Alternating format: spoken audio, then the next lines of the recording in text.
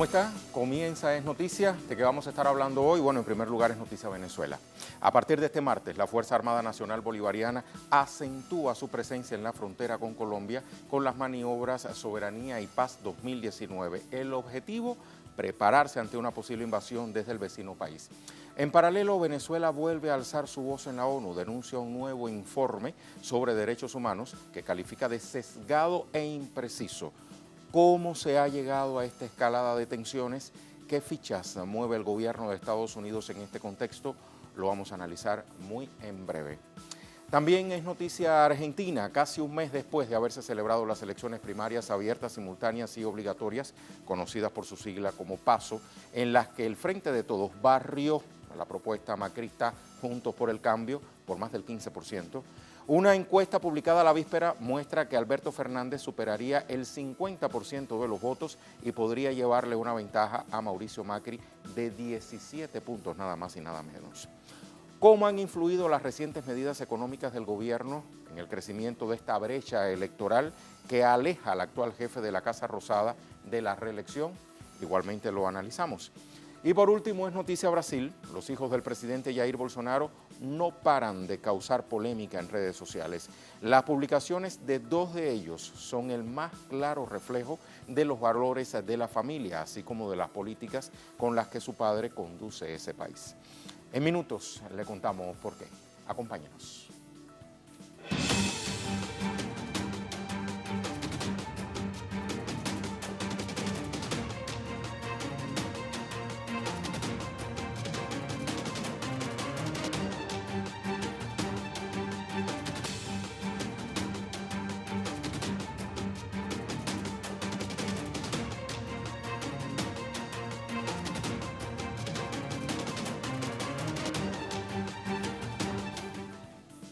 Es noticia Venezuela. A partir de este martes, la Fuerza Armada Nacional Bolivariana acentúa su presencia en la frontera con Colombia con las maniobras Soberanía y Paz 2019. ¿Cuál es el objetivo? Bueno, prepararse ante una posible invasión desde el vecino país. En paralelo, Venezuela vuelve a alzar su voz en la ONU, denuncia un nuevo informe sobre derechos humanos que califica, como le decía, de sesgado e impreciso. Los detalles a continuación. La frontera con Colombia se encuentra reforzada militarmente para resguardar el territorio venezolano de cualquier amenaza de intervención patrocinada por el gobierno de Iván Duque. La presencia de la Fuerza Armada Nacional Bolivariana representa un punto clave ante la continuidad de una serie de hechos que han sido denunciados con pruebas por el gobierno del presidente Nicolás Maduro. Las maniobras se realizan en una zona que históricamente se ha visto afectada por el conflicto armado de Colombia. Zulia, Táchira, Apure y Amazonas son regiones fronterizas donde rige la alerta naranja declarada por el jefe de Estado venezolano. El anuncio se produjo después de que el presidente Duque acusara sin pruebas a Venezuela de apoyar presuntamente la declaratoria de un grupo de las FARC de retomar las armas. Otra medida reciente fue la activación del Consejo de Defensa de Seguridad de la Nación. La instancia responde a la estrategia guerrerista colombiana que, según el presidente Maduro, aspira a un conflicto armado entre ambos países. En este contexto, el presidente de Estados Unidos, Donald Trump, decidió prescindir de los servicios de quien fungiera hasta hoy como su asesor de seguridad nacional. John Bolton es tristemente célebre por sus políticas duras contra los gobiernos socialistas de América Latina y el Caribe. En su momento bautizó a Cuba, Nicaragua y Venezuela como la troika de la tiranía. En paralelo, la Patria de Bolívar alzó este martes su voz en Naciones Unidas para denunciar un nuevo informe elaborado por la Oficina de la Alta Comisionada para los Derechos Humanos, Michelle Bachelet. El texto intenta reflejar la realidad del país de manera sesgada e inexacta. En nombre del pueblo y gobierno de Venezuela, aprovecho la ocasión para reiterar nuestro rechazo a la metodología empleada por la Oficina de la Alta Comisionada para elaborar el informe presentado a este Consejo el pasado 5 de julio. Tal como lo denunciamos en su oportunidad, este informe está dominado por una visión selectiva y parcializada, convirtiéndose en un escrito carente de rigor científico, con graves errores metodológicos. Las autoridades lamentan que en el informe se consignen hechos sacados de contexto y no contrastados por la comisión que envió Bachelet a Venezuela en más de 3 ocasiones. Tenemos incluso información aquí de nuestro sitio digital www.telesurtv.net que publica: el presidente Maduro habla sobre los ejercicios militares. Venezuela tiene quien la defienda. El mandatario aseguró que Venezuela solo busca la paz y celebró los 11 millones de firmas recolectadas contra Donald Trump. El presidente venezolano, Nicolás Maduro, informó sobre los ejercicios militares fronterizos que se llevan a cabo desde este martes en un contexto de amenazas bélicas desde Colombia. Cito palabras del mandatario: Venezuela tiene quien la defienda con las ideas y, si fuera necesario, con las armas. Venezuela tiene a la Fuerza Armada preparada, todo lo hacemos por la paz. Asimismo, reafirmó que se han alcanzado 11 millones de firmas del pueblo venezolano contra las agresiones del presidente estadounidense Donald Trump. Las firmas serán llevadas a Naciones Unidas y serán entregadas a todos los países, también lo decía recientemente el presidente Maduro. Pero para ampliar sobre este tema, tengo en el estudio invitado en esta ocasión a Freddy Bernal, miembro del Partido Socialista Unido de Venezuela, protector del Estado Táchira. ¿Cómo está? ¿Cómo está, Rey? Muy bien, gracias. Muchísimas gracias por haber aceptado nuestra invitación. Voy a aprovechar su presencia en nuestro estudio para que primeramente nos haga un balance de cómo arrancaron estos ejercicios militares. Bueno, Rey, para el conocimiento de toda América Latina, primero lo que hay que colocar primero un pequeño contexto. Tristemente, nosotros tenemos un hermano que permanentemente juega a la agresión contra Venezuela. Siempre lo he dicho. Nosotros somos hermanos del pueblo de Colombia, pero lamentablemente la oligarquía colombiana ha gobernado desde el 1800 hasta la época. Entonces, la relación colombo-venezolana de gobierno ha sido 200 años de traición desde Santander hasta Duque, y nosotros 200 años de solidaridad desde Bolívar hasta el presidente Maduro. Venezuela se ha caracterizado por ser un país receptor de colombianos. Pero lamentablemente el gobierno de Colombia, o los gobiernos de Colombia, tristemente célebres por estar al servicio de la política norteamericana. Este es el primer contexto. El segundo elemento es que, siguiendo las órdenes del gobierno de los Estados Unidos, Colombia ha entrado en una permanente provocación en la frontera colombo-venezolana, y nuestros servicios de inteligencia y el análisis del movimiento de tropas del lado de Colombia nos señalan la pretensión del gobierno de Iván Duque de crear en la frontera un falso positivo, una falsa bandera, para crear un estado de conmoción que le permita llevar a la Asamblea General de Naciones Unidas el argumento de que Venezuela es refugio del terrorismo y por lo tanto hay que declararlo como país forajido. Eso no es nuevo, Rey. Eso viene de una doctrina que es la redimensión de la doctrina Reagan en 1980 para crear los estados forajidos. Y los primeros que entraron en esa lista fue Irán, Irak, Sudán. Luego agregaron a Cuba y Corea del Norte, y pretenden en ese mismo orden de ideas meter a Venezuela en estados que supuestamente apoyan el terrorismo. Entonces, sin embargo, las autoridades venezolanas, debidamente, con pruebas en la mano, lo han desmentido. Claro, fíjate, es que la revista Semana, que es una revista fundada en Colombia en 1946, o sea, una revista de la burguesía colombiana. Antes de la muerte de Gaitán, ya existía la revista Semana. Y el dueño de la revista Semana es hijo de un presidente y nieto de otro presidente de Colombia. Entonces, eso significa a qué intereses juega la revista Semana.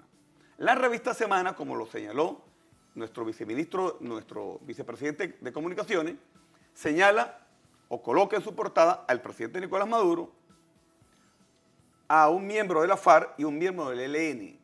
Y quiere decir que hay una confabulación del ELN, la FARC y el gobierno del presidente Maduro contra Colombia. Porque Colombia quiere colocarse como la víctima, como la que somos agredidos por nosotros. Entonces, en ese supuesto, esa hipótesis, Colombia responde y ante la agresión de nosotros, entre comillas, intervendría una fuerza multinacional o intervendría directamente a los Estados Unidos. Ahora, eso no es nuevo, porque ya Estados Unidos montó ese show en Tonquín para involucrarse en la guerra de Vietnam. ¿Está queriendo decir usted que estas acciones del gobierno colombiano son de cierta manera asesoradas por el gobierno de Estados Unidos? No diría asesorada, es un guión que le dan tristemente al presidente Iván Duque. ¿Se está prestando el presidente Iván Duque? Claro, evidentemente, le dan un guión y él lo cumple al pie de la letra. En este año es la segunda vez que Iván Duque cumple este triste papel. ¿Cuál fue la primera vez? Para recordárselo aquí a todos los espectadores de América Latina. Recordemos que en febrero hubo la pretensión de entrar por la frontera con Colombia una supuesta ayuda humanitaria que era un caballo de Troya, tal cual, como se evidenció. Era tan la seguridad de Iván Duque de que iban a derrocar al gobierno del presidente Nicolás Maduro que Mike Pence se fue para Colombia 15 días antes a hablar con el alto mando militar colombiano. Y Marco Rubio se fue una semana antes a articular, junto con diputados venezolanos y desertores militares venezolanos, el supuesto ingreso. Estaban tan seguros, Iván Duque, de que iba a derrocar al gobierno del presidente Nicolás Maduro, que se juntó Piñeira, Almagro de la OEA, Iván Duque y Juan Guaidó, porque daban por hecho que iban a poder entrar por la frontera a la fuerza, liberar el Táchira para hacer del Táchira una Bengasi o un Alepo, y desde el Táchira liberado habría un gobierno impuesto que sería reconocido por Estados Unidos. Desde allí dirigirían una guerra civil, como una cabeza de playa, para derrocar al presidente Nicolás Maduro. ¿Qué impidió que eso ocurriera? Tres cosas. Uno, la fórmula perfecta del comandante Hugo Chávez, la unidad cívico-militar. Dos, una alta conciencia política en el pueblo. Y tres, un compromiso indeclinable con la lealtad al legado del comandante Hugo Chávez y al presidente Nicolás Maduro. En ese 23 de febrero, no fue solamente el 23, fueron como 10 días. Exacto. Allí yo tuve el honor de estar en perfecta unidad cívico-militar y actuó la Fuerza Armada, las fuerzas de policía, el Partido Socialista Unido de Venezuela y refuerzos que vinieron de todo el país.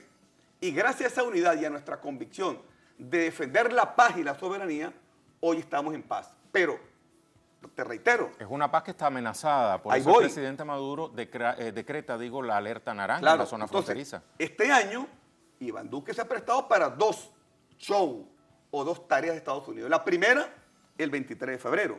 Pero como fracasó, viene contra otra arremetida. Me imagino que le dijeron, mira, este es el show que tienes que montar, y él va cumpliendo el show paso a paso. Ante eso, nosotros tenemos la obligación de denunciar ante el cuerpo diplomático, como lo hicimos el día de ayer, de denunciar ante la comunidad internacional, como lo hizo hoy nuestro canciller, de denunciar ante el mundo, como lo estamos haciendo, de que estamos siendo víctimas de una agresión progresiva por parte del gobierno de Iván Duque, y que en vista de eso, nuestro presidente Nicolás Maduro, en base a nuestra Constitución, decreta la alerta naranja no para la guerra, para garantizar la paz. ¿Qué significa la alerta naranja? Una pregunta que muchos ciudadanos se hacen. Cuando hablamos de esas fases, ¿qué le corresponde a la alerta naranja? La alerta naranja es la movilización del estamento de la Fuerza Armada Nacional Bolivariana en apoyo operacional, listos para disuadir cualquier agresión. Nosotros no estamos moviendo las tropas a la frontera para agredir a un país. La estamos moviendo para disuadir a un país que pretende agredir la paz de los venezolanos. Y fíjate, eso tampoco es casualidad. Y lo repetimos, que es una tarea que los Estados Unidos le dieron a Colombia. Fíjate que desde el fracaso de la guerra de Vietnam, los Estados Unidos han ido a lo que llama la tercerización de la guerra. O sea, yo pago a alguien para que haga la guerra por mí. En ese sentido hay tres modalidades de tercerización de la guerra. La primera, los grupos mercenarios, que ya lo vamos a explicar, son los paramilitares colombianos. La segunda, las empresas de guerra, como World Water. Y la tercera, los ejércitos sumisos al mandato norteamericano. En ese sentido, a nosotros nos han aplicado ya la primera, la presencia de grupos paramilitares colombianos, amparados por la Policía Nacional de Colombia y por el Ejército colombiano, es permanente en la frontera y nos agreden permanentemente. Ahí tenemos una guerra sin cuartel, casi diaria. Fíjate que solamente en este mes, para que lo sepa América Latina, en esa frontera de Táchira con Colombia, hemos detenido 62 paramilitares colombianos con armas de guerra, con explosivos, con minas antipersonal, pero fíjate este detalle, con uniformes del Ejército de Colombia, con pertrechos del Ejército de Colombia, con morrales del Ejército de Colombia. ¿Qué significa? Esos mercenarios son los que van a hacer el trabajo sucio que, entre comillas, no debería ser el Ejército de Colombia.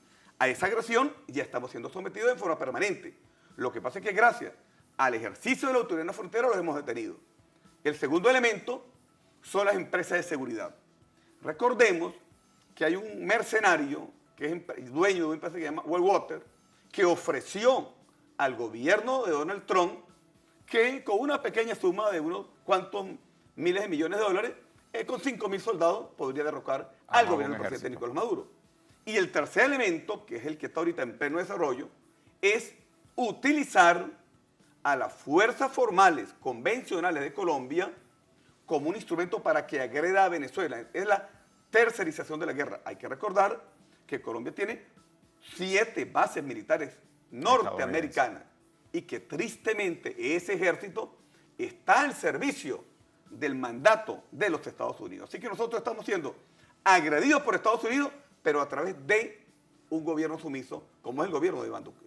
Hablando de Estados Unidos, el presidente Trump destituye del cargo de asesor de defensa nacional a John Bolton, tristemente célebre también, por decir en su momento que Cuba, Nicaragua y Venezuela eran la troika de la tiranía.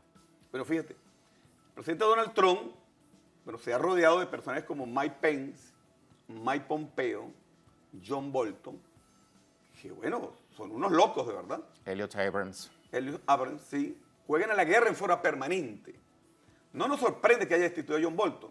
Ya el presidente Trump ha destituido 3 veces a su jefe de información, ha destituido a 3 asesores de seguridad, ha destituido al coordinador de despacho. O sea, bueno, ya sabemos el carácter del presidente Trump. Pero en el caso de Bolton, recordemos que en febrero de este mismo año, en una entrevista a un medio estadounidense, dijo, de Venezuela nos estamos ocupando ya. Claro, pero fíjate, otra cosa que dijo John Bolton. John Bolton dijo esta tristemente frase célebre, dijo, es que el problema de Venezuela es que el petróleo debe ser administrado por las empresas norteamericanas. Con todo el descaro del mundo, ese señor que hoy lo han destituido, dijo, o sea, colocó en el tapete cuál es la intención del gobierno de Estados Unidos, donde servilmente le sirve George Bush, que somos la primera reserva de petróleo del mundo, la segunda reserva de oro, la quinta reserva de coltán, la quinta reserva de torio y la segunda reserva de agua. Ahora, ¿qué atribuye usted que el presidente Trump en este momento lo haya destituido? Bueno, no tengo los elementos, Ojalá y no coloque otro más loco que él, porque fíjate lo siguiente, para que se entienda en América Latina, ¿por qué esta arremetida permanente y tan profunda contra el gobierno del presidente Nicolás Maduro? Porque en este año, este país que se llama Venezuela, desde el 5 de enero ha sufrido una serie de ataques permanentes porque el gobierno de Estados Unidos ha querido imponerle a la República un presidente ficticio que es un diputado que ganó con 90.000 votos en un pequeño estado cerca de la capital y ahora se lo quieren imponer al país que eligió el presidente Maduro por 6,5 millones de votos.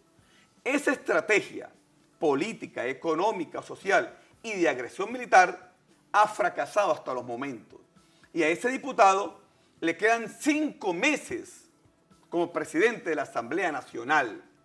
Entonces, al gobierno de Estados Unidos le queda septiembre, octubre, noviembre y diciembre para tratar de destronar, derrocar, invadir o generar una guerra en Venezuela. Hasta ahora, todos los intentos políticos han sido derrotados por el pueblo. Los militares por la Fuerza Armada Nacional Bolivariana. La traición por la lealtad de nuestros militares. Y en lo económico, que estamos sometidos a una guerra profunda, criminal, donde no nos permiten comprar medicina, alimentos, repuestos, cauchos, baterías. Y es importante de recordarle a América Latina Este país pacífico está bajo bloqueo total por orden de Donald Trump. Hasta hoy han emitido contra Venezuela 7 órdenes ejecutivas y la última tiene un mes de bloqueo total.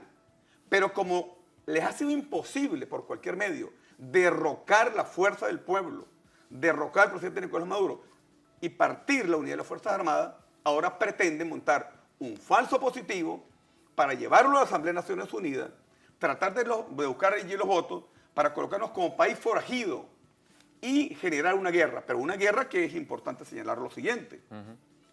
Una guerra nosotros somos un país pacifista. Nunca hemos salido de nuestra Venezuela a quitarle un metro de terreno a nadie. La única vez que salimos hace 200 años fue dar libertad y regresamos, sin un esclavo y sin un metro de terreno para nadie.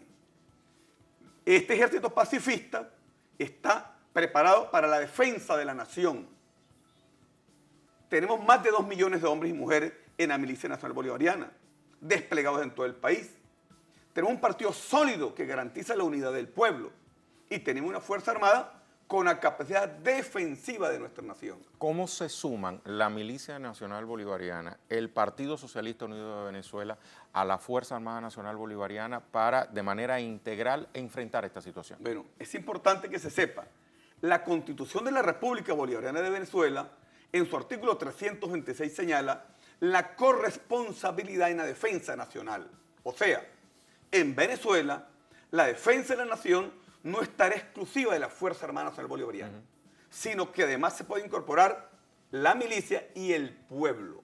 En ese sentido, así como está desplegada la Fuerza Armada Nacional Bolivariana en la frontera, hemos desplegado también desde hace 15 días todas las fuerzas populares del Partido Socialista Unido de Venezuela. Pero además, tenemos una campaña hermosa, que es la recolección de firmas, para decirle al mundo que este pueblo de Bolívar no quiere guerra. Ya va por los 11 millones. 11 millones. Que este pueblo de Bolívar rechaza la intervención de Donald Trump. Que este pueblo de Bolívar levanta la voz ante el mundo libre para que dejen a Venezuela ser libre en democracia socialista. Y este pueblo hasta hoy ha recogido 11 millones de firmas. Fíjate el elemento. Si por el presidente Maduro votaron 6 millones y medio de personas, y hemos recogido hasta ahora 11 millones de firmas, ¿qué significa eso, América Latina? Que además de los militantes del Partido Socialista Unido de Venezuela, hay por lo menos 5 millones de personas más que sin votar por el presidente Nicolás Maduro rechazan la guerra, rechazan la intervención de los Estados Unidos, le dicen a Donald Trump que saque sus manos de Venezuela y levantan la bandera de la paz. El presidente Maduro justamente hace unas horas denunciaba la postura de sectores opositores que decían que esos 11 millones se debía a que habían sido obligados a firmar. Mira, la oposición venezolana, la triste oposición venezolana, digo triste porque Venezuela se merece una oposición decente, una oposición de altura, una oposición que ame la patria. La disidencia es importante en democracia porque es la contraposición de las ideas, es la dialéctica importante para fortalecer las ideas y los gobiernos.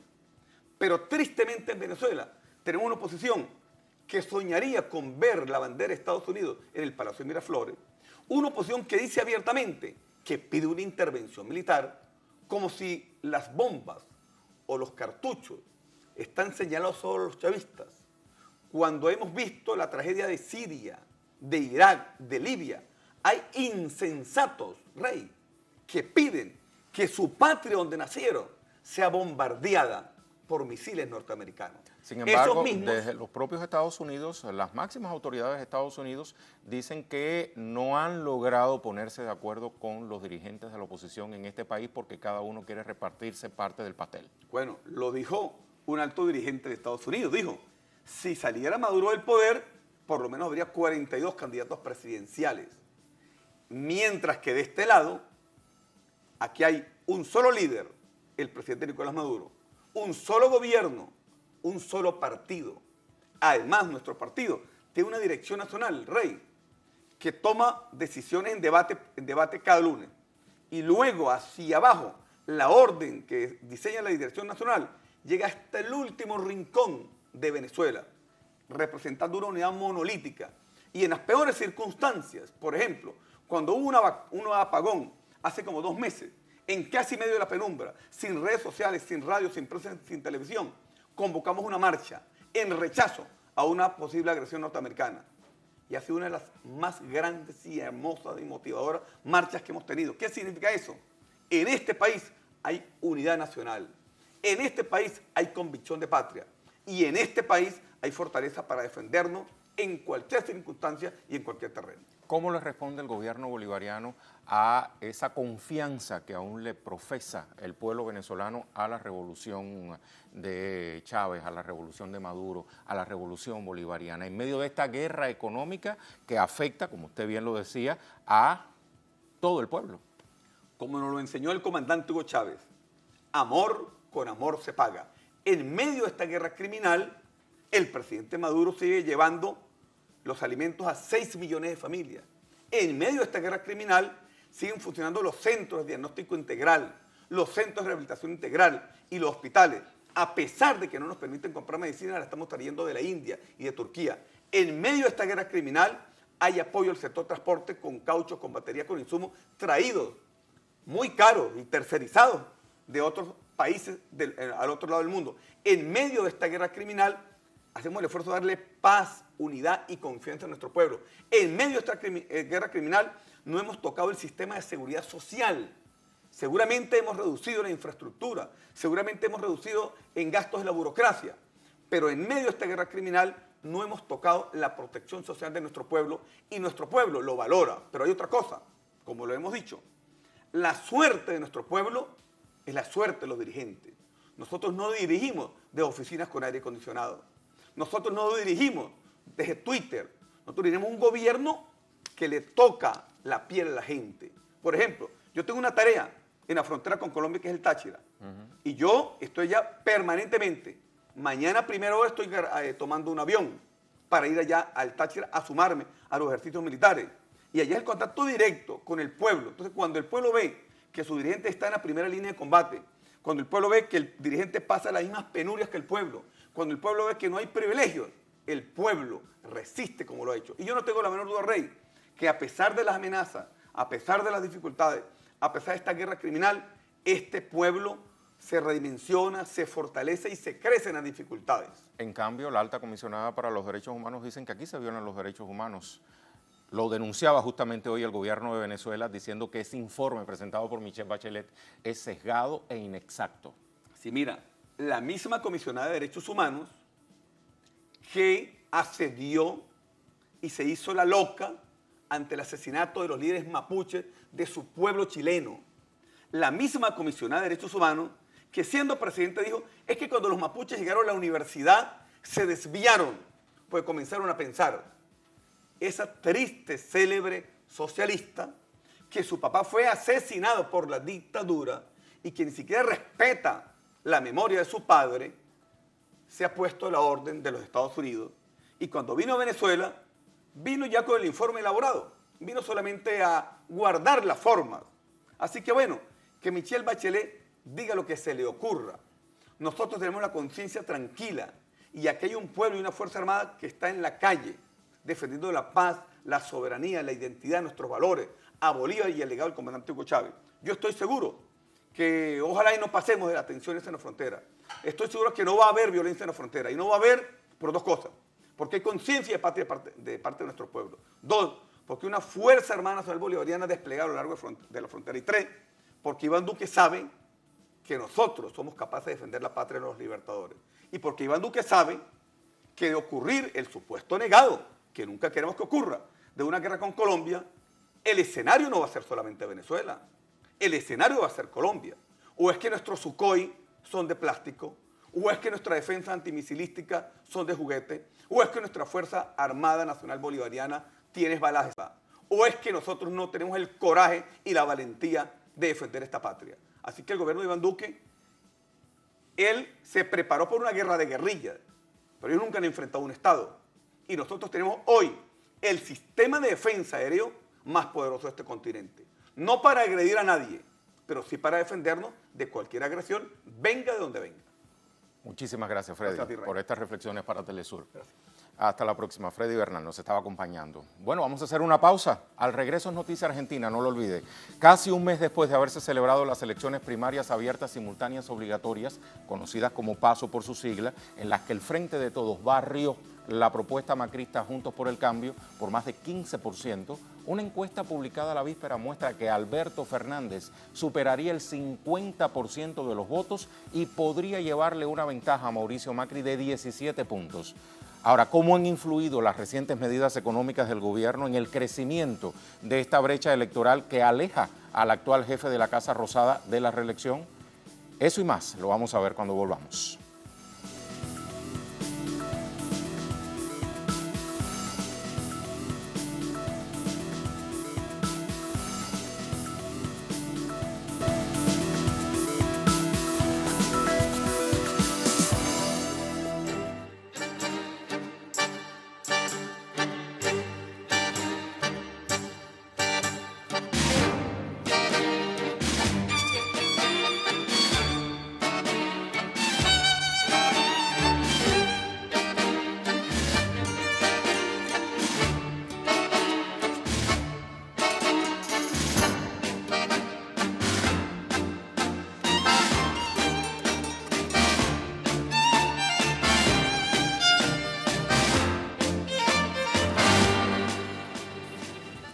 A ritmo de tango le cuento que es noticia a la Argentina, casi un mes después de haberse celebrado las elecciones primarias abiertas, simultáneas y obligatorias, las conocidas como PASO por su sigla, en las que el Frente de Todos barrió la propuesta macrista Juntos por el Cambio por más del 15%, les decía anteriormente. Una encuesta que ha sido publicada la víspera muestra que Alberto Fernández superaría el 50% de los votos y podría llevarle una ventaja a Mauricio Macri de 17 puntos.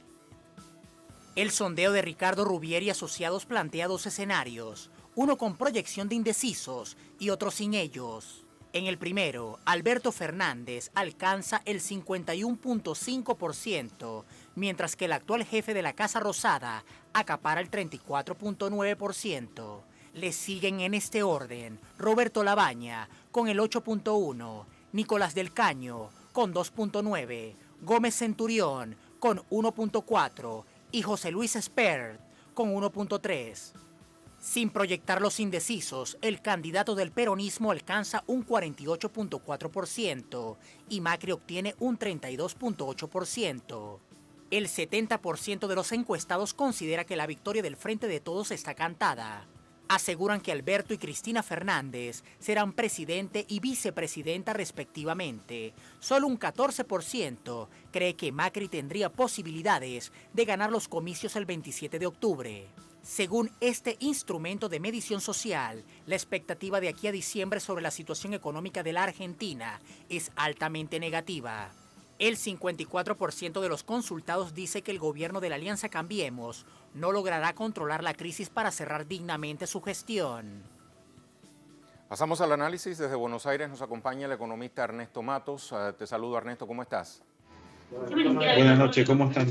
Muy bien, muchísimas gracias, Ernesto. Si bien es cierto que las encuestas nunca tienen la última palabra, este sondeo nos permite trazar algunas líneas. La primera de ellas, esa brecha que cada vez se abre más entre Alberto Fernández y Mauricio Macri. ¿Ha hecho una campaña efectiva al Frente de Todos o es el macrismo el que va de torpeza en torpeza desde la celebración de las PASO?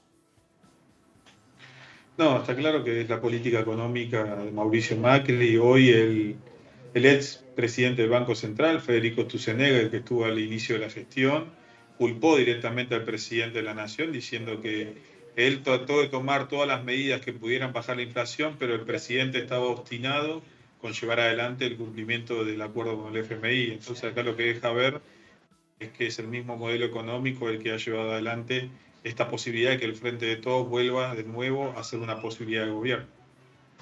Vamos a detenernos un poco más en las medidas económicas aplicadas por el gobierno de Macri tras el descalabro sufrido el pasado 11 de agosto.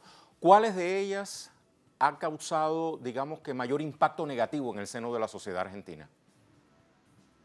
No, en líneas generales, la pobreza está rondando el 40%, la desocupación está llegando al 10% y esto es producto de la desregulación económica, donde el Estado se retiró y el resultado fue que se fugaron 73.000 millones de dólares, mucho más de lo que se había fugado en el periodo 2008-2011, que se fueron 70.000.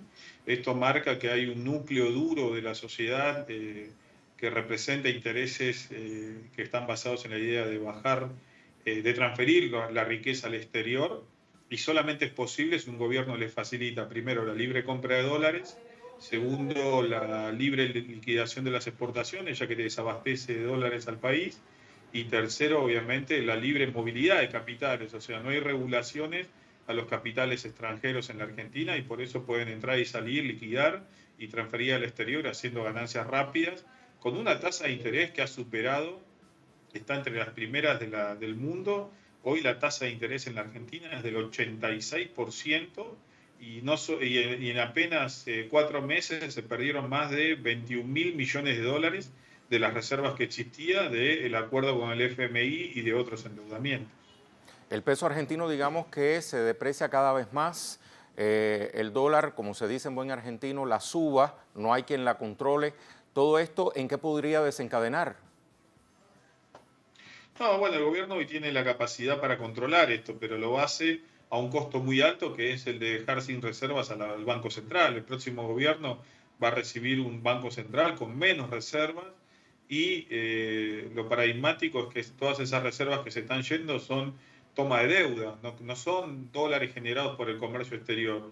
Todos estos dólares que se están yendo por fuga de capitales y que se están yendo por atesoramiento justamente son a través de los préstamos que tomó el gobierno. Entonces está dejando un gobierno endeudado, cosa que ya el FMI lo había advertido en alguno de sus papers, donde decía que el endeudamiento condicionaba a los distintos gobiernos que asumen posterior a otro. Circunscribiéndonos un poco más a la encuesta, el 54% de los consultados por esta consulta dice que, consultora quiero decir mejor, dice que Macri no logrará controlar la crisis para salir por la puerta ancha al cierre de su gestión, entendida desde ya su derrota electoral. Te pregunto, ¿se acerca Macri a un suicidio político? Sí, está claro que lo que está reflejando la encuesta es lo que mucha gente percibe, que lo que se dice comúnmente. Estas medidas se tenían que tomar el 15 de diciembre de 2015 y no se tomaron. Y esto es lo que se refleja en la encuesta y que la gente está reclamando, porque ahora es un gobierno saliente y que en 2 meses no va a revertir toda la situación crítica social que hoy está viviendo la Argentina. Ahora, Ernesto, ¿cómo quedan las finanzas del actual jefe de la Casa Rosada y sus allegados? Prohibido olvidar, por ejemplo, las revelaciones de los Panama Papers. No, sí, está claro que el gobierno, bueno, principalmente el presidente de la Nación, para tomar este ejemplo, en esta suerte de los Panama Papers y en la declaración jurada que tiene ante los organismos del Estado, mostró que tiene el 75% de su patrimonio en títulos y bonos de deuda, lo que significa es que el día de mañana, si la Argentina entra en un default, cosa que ya está en un default técnico, podría demandar al Estado argentino y cobrar millonada y ser un fondo buitre como lo fue en algún momento el expresidente del Banco de la Nación, Melconian.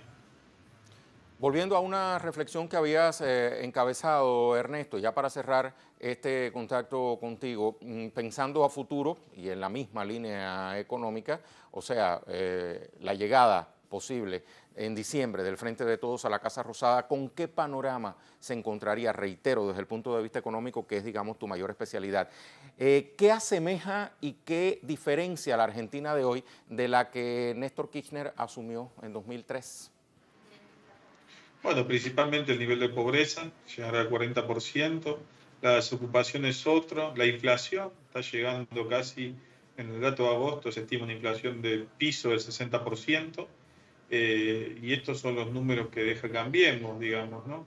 Una deuda que se lleva al PBI casi el 90%, cosa que cuando arrancó en el 2015 el gobierno estaba en un 50%, y deja una serie de tendales en los cuales la realidad social son que el 48% de los niños y niñas en la Argentina están en la pobreza, que es lo más preocupante porque justamente también deja 3 millones de personas en la Argentina con hambre y todo esto afecta a las generaciones que vienen en esta sociedad. Ernesto, muchísimas gracias por estas explicaciones para la audiencia de Telesur. Hasta pronto. Hasta pronto. No quiero despedir este tema sin antes invitarle a leer un artículo que publica nada más y nada menos que Clarín. Se titula así: El alma se fue al descenso. Encuesta mundial. ¿Qué dice esa encuesta mundial? Ya que estamos hablando de encuestas sobre la Argentina. Este país es el más infeliz del mundo. Lo determina el informe Ipsos Global Advisor on Global Happiness 2019, o sea, Felicidad Mundial 2019. Solo el 34% de los argentinos son felices. Incluso invita a este medio a los argentinos a votar. Aparece un mapa que ilustra cómo se ha distribuido el resultado de esta encuesta. Dice el texto: los argentinos son los más infelices del mundo, según el informe de la organización que le acabo de mencionar, que señala que solo el 34% de los encuestados en nuestro país, dice Clarín, afirma ser feliz. Un porcentaje que nos deja a la cola de la felicidad en todo el mundo entre los 28 países que han participado en el estudio. Australianos y canadienses comparten podio mundial en el ranking de la felicidad, ya que el 86% de sus ciudadanos afirman disfrutar de este estado, seguidos de China con el 83% y Estados Unidos con el 79%. Esto lo voy a amplificar para que vea lo que dice. China, 83%, Estados Unidos, 79%, por detrás de China. Es el dato que quiero que usted mantenga en su mente. Luego nos hablan cómo se ha comportado en Europa. Vean la fotografía que habla por sí sola igualmente, entre otros datos que nos presenta este artículo de Clarín.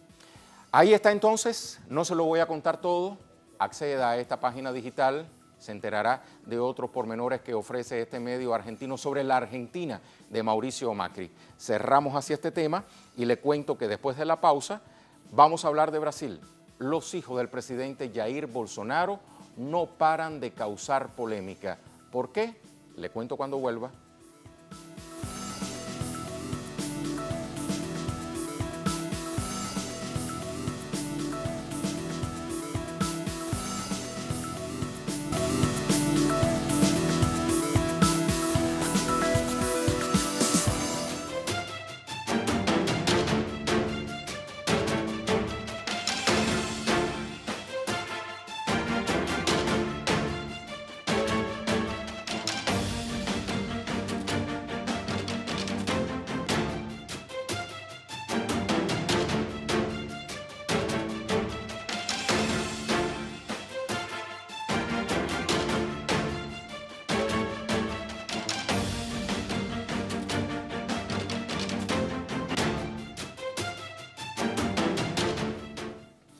Ahí está en Noticia Brasil. Los hijos del presidente Jair Bolsonaro no paran de causar polémica en redes sociales. Las publicaciones de dos de ellos son el más claro reflejo de los valores de la familia, así como de las políticas con las que su padre conduce el país. Vamos a ver los pormenores. La víspera, el diputado Eduardo Bolsonaro compartió en Twitter una foto que generó polémica mundial. En ella, posa junto a su padre en un hospital de Sao Paulo, donde el mandatario se recupera de una cirugía para corregir una hernia. Eduardo apoya el brazo sobre la cama y deja ver sin sutileza alguna la pistola que porta en la cintura. El diputado del Partido Social Liberal tiene licencia para portar armas por su condición de escribano de la Policía Federal. Al igual que su padre, es un firme defensor de la política de flexibilización del porte de armas. Incluso ha hablado de la presunta importancia de que Brasil potencie su poderío bélico con armas nucleares. El más joven de los tres hijos del presidente es el elegido para asumir el cargo de embajador de Brasil en Estados Unidos, pero aún necesita la aprobación del Congreso del gigante suramericano. Este martes, otro de los hijos del mandatario, esta vez Carlos Bolsonaro, causó controversia con un tuit en el que cuestiona la utilidad de la democracia. Aseguró que por esa vía, la transformación que Brasil quiere no ocurrirá. Ambos se muestran fieles a las enseñanzas de su padre. Desde antes de llegar al gobierno, Jair Bolsonaro manifestó su admiración por la dictadura militar que gobernó el país entre 1964 y 1984. En enero y mayo de este año, el actual jefe de Planalto aprobó sendos decretos que facilitan el acceso a las armas y municiones, al tiempo que reglamentó el porte de los dispositivos en la vía pública para 20 categorías sociales. Bolsonaro también avanza en sus planes privatizadores. En agosto pisó el acelerador e hizo pública una lista de las 17 empresas estatales que quiere privatizar, entre ellas todas las subsidiarias de Petrobras, Electrobras, el Correo de la Nación y la Casa de la Moneda. Progresivamente, el mandatario aplica lo que prometió y pule lo que no pudo implementar el expresidente de facto, Michel Temer.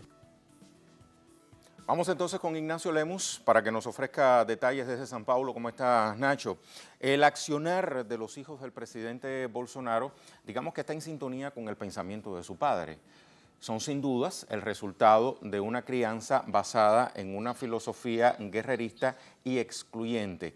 Te iba a preguntar cómo los ve el pueblo brasileño, pero hemos perdido la comunicación con nuestro compañero Ignacio Lemus. Si usted se acaba de conectar con nosotros, lo pongo en contexto. El diputado Eduardo Bolsonaro compartió en Twitter una foto que generó polémica mundial. Posaba, lo veíamos hace solo segundos, junto a su padre en un hospital de San Paulo, donde el mandatario se recupera de una cirugía para corregir una hernia. Eduardo apoya el brazo sobre la cama, deja ver sin sutileza alguna una pistola que portaba en la cintura. Muy al estilo de los Cowboys, y allí voy a partir para mi análisis, seguidamente con Beto Almeida, que nos está acompañando desde el gigante suramericano. Beto, como siempre, todo un gusto que accedas a nuestras entrevistas. ¿Cómo está?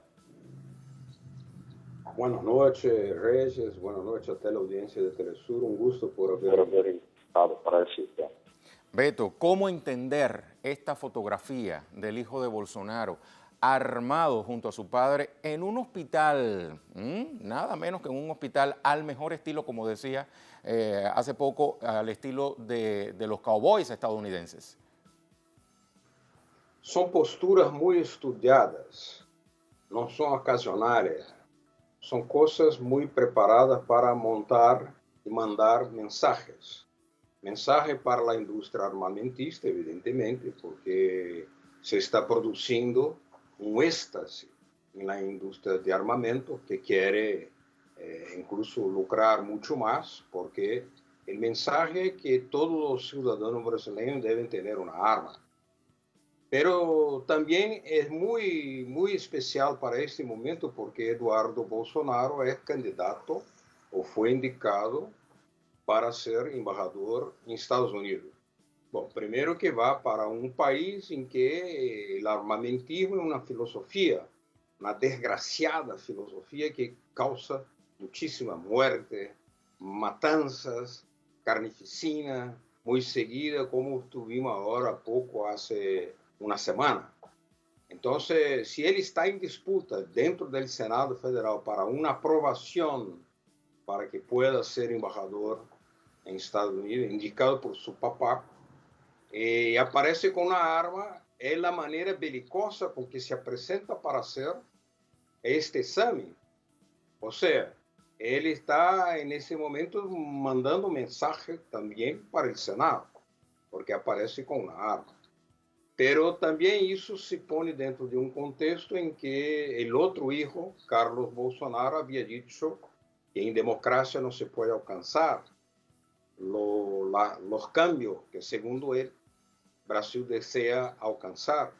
O sea, es un desprecio total por la democracia, sinalizando, junto con un hermano que anda con armas, que va a programas de televisión con armas, que camina por actos públicos con armas en la cinta, cuál es la filosofía que están buscando generalizar para Brasil. Es muy preocupante.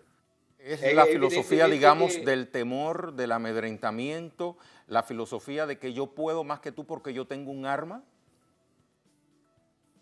Una filosofía de que quien tiene armas debe imponer su voluntad por la arma. O sea, eso llevando para la política internacional es un apoyo a la filosofía norteamericana, evidentemente, que se impone sobre los otros con las armas para robar las riquezas naturales. Pero dentro de Brasil es una idea de que las clases más pudientes deben armarse para defender la concentración de la tierra, la concentración de riqueza, para impedir que la gente pueda luchar por la democracia de la renta, por mejores salarios, es para intimidar la sociedad brasileña que lucha para invertir esa lógica y este mensaje. Entonces es muy grave.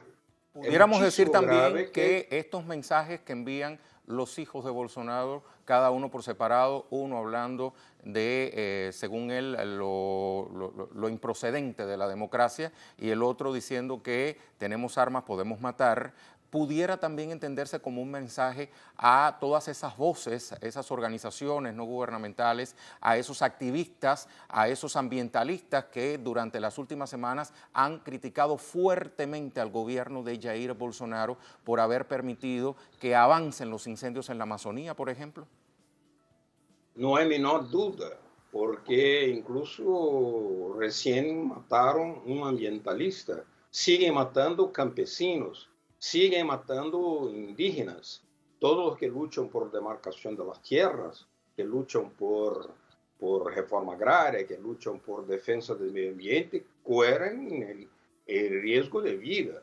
Entonces es un mensaje de amenaza a la democracia, es un terrorismo que se practica para intimidar la sociedad brasileña que está en lucha, que está en la calle, que está buscando resistir a ese proceso de desmonte, de entrega de patrimonio público, y vienen los hijos del presidente y mandan un mensaje armado, ¿no? Que podemos recoger a la represión. Es eso que están diciendo. Aliás, el presidente antes de la elección dijo claramente que en Argentina se mató muy poco, 30.000 era muy poco, que en Brasil se debería también matar por ahí, como la dictadura argentina. Te invito a hacer un enlace. Filosofía. Es la filosofía que están manejando los hijos de Bolsonaro, la familia Bolsonaro, podríamos decir. Te interrumpo un momento, Beto, porque nos cuentan que ya tenemos a Ignacio Lemos, nuestro corresponsal en San Paulo. Nacho, si nos escuchas, ¿cómo estás? ¿Cómo ha visto la población brasileña estas imágenes y estos planteamientos de parte de los hijos de Bolsonaro? Uno, reitero, contra la democracia y el otro mostrando descaradamente un arma. Saludos, Rey, para ti, para Beto y también para la audiencia de Telesur. Generó impacto ver, por un lado, a Eduardo Bolsonaro, el senador, acompañando al presidente brasileño armado, mostrándose explícitamente con un arma en el hospital, no solamente a sectores de la izquierda, sino a un amplio abanico de sectores políticos, no solamente lo que ocurrió en el hospital, sino también las declaraciones de Carlos Bolsonaro, que aseguraba que para realizar los cambios que supuestamente la sociedad brasileña desea, según declaraba Carlos Bolsonaro, el concejal brasileño, es necesario, la democracia no funciona en términos de las necesidades para realizar esos cambios con la velocidad que se requiere. En ese sentido hubo repudio de diversos sectores aquí en Brasil, desde izquierda a derecha, inclusive sectores de derecha se han pronunciado contra estas declaraciones. Lo hizo el vicepresidente Hamilton Mourão, quien defendió en términos de la democracia como un valor de las sociedades occidentales. También lo hizo el presidente de la Cámara de Diputados, Rodrigo Maia, quien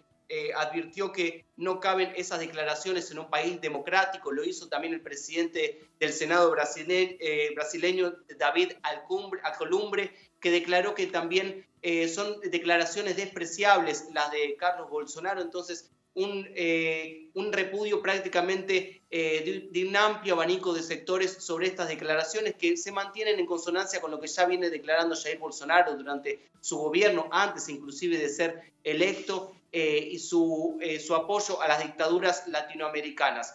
Por parte del resto de los hijos de Jair Bolsonaro tampoco hay mucha distancia en relación a lo que recién nombraba, porque otro de los hijos de Bolsonaro, Flávio Bolsonaro, el senador brasileño que está bajo investigación en 4 procesos por la Policía Federal por corrupción, en este momento por un crecimiento exacerbado de su patrimonio, ya se ha manifestado de la misma manera y ha aparecido con vínculos con milicias, con parapolicías, dentro de su acción como concejal en la ciudad de Río de Janeiro. Entonces, ya diversos sectores armados apoyan al gobierno de Jair Bolsonaro, sectores que actúan de manera ilegal en las milicias en la ciudad de Río de Janeiro, apoyando a uno de los hijos de Jair Bolsonaro, inclusive muchos vinculados al asesinato de Marielle Franco. y todo este entorno ahora se concreta con estas nuevas declaraciones por parte de los hijos de Jair Bolsonaro. En paralelo con todo lo que ocurre y las declaraciones que ocupan las tapas de los diarios, hay algunos procesos importantes en Brasil, como la disputa por la aprobación de la reforma jubilatoria y la venta de este patrimonio de 17 empresas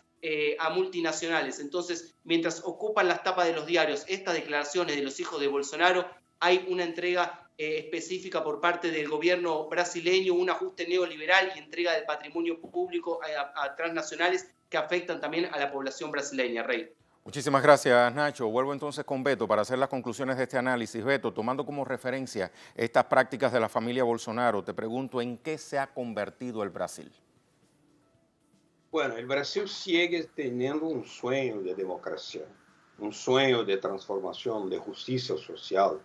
No es que el país como un todo se tenga transformado en esa imagen que los Bolsonaro están transmitiendo, no. Brasil es lo que crían los artistas, que hacen los hombres y mujeres que luchan, los campesinos, trabajadores, que están en lucha para defender sus derechos. O sea, Brasil sigue de pie resistiendo, pero evidentemente cada vez que la resistencia se hace más fuerte, también se manda un mensaje de mayor amenaza, de aterrorizar, de decir que se puede recurrir a ese tipo de práctica de las armas para imponer por las armas lo que tiene que ser el favorecimiento para los grandes capitales extranjeros.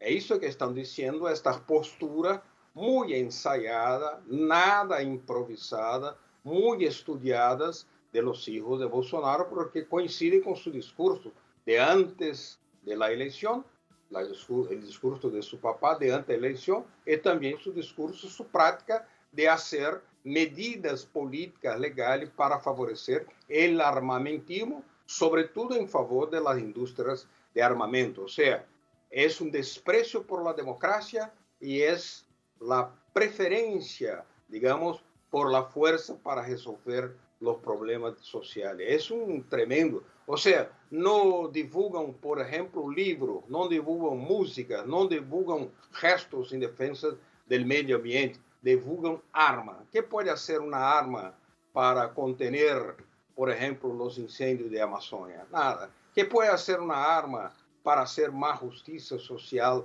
acá donde los jóvenes están luchando contra el desempleo masivo? Nada.